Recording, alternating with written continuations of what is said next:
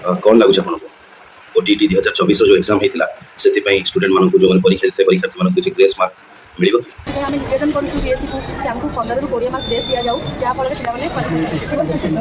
आज्ञा गत शुक्रवार पे स्ट्राइक कर board of secondary education Cuttack सामने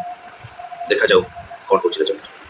नमस्कार बंधुगण आउ गोटे वीडियो स्वागत समस्त को धन्यवाद जो चैनल सब्सक्राइब करके लगातार आम सहित अच्छा thank you so much thank you everyone. बंधुगण आम जाचे जे ओटीटी परीक्षा अनेक अनियमितता होता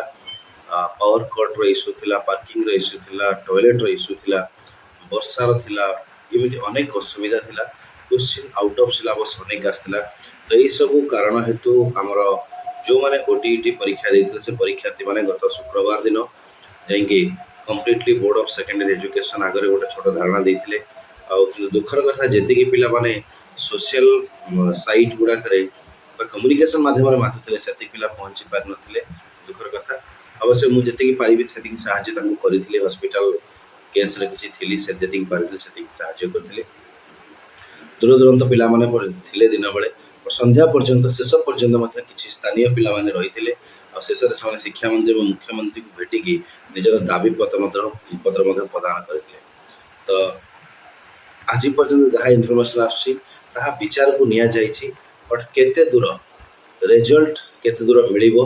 से कथा ए पर्यंत जना पड़ी ना बट से माने आमे जो दाबी पत्र देइछे ता विचार अधीन को नहीं बट रिजल्ट किसी पर्यंत कही ना ग्रेस मार्क किसी मिलिबो कि परीक्षा आउदिन हबो कि एमिति कह जाउछि के कहउछि परीक्षा आउदिन हबो कि परीक्षा हले हमको किसी फायदा नहीं जदि ग्रेस मार्क मिल जाता ताले फायदा होता कि ओएसटीटी भली जदि पास मार्क कमी दिया ताले फायदा होता दुईटा आगु किसी गोटे घटले आम मान निश्चय फायदा।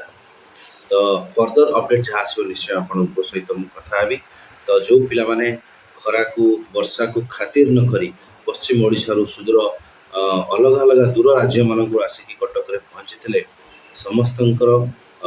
ये परिश्रम को सैल्यूट मो तरफ को मोर समर्थन थिला और रहिबो मध्य ए एस्पिरेंट मानक सहित ये वीडियो थिला एति कथा आगामी वीडियो रे पुणी आलोचना करवा जहाँ इनफॉर्मेशन मिले ओटीटी विषय। नमस्कार हैप्पी लर्निंग।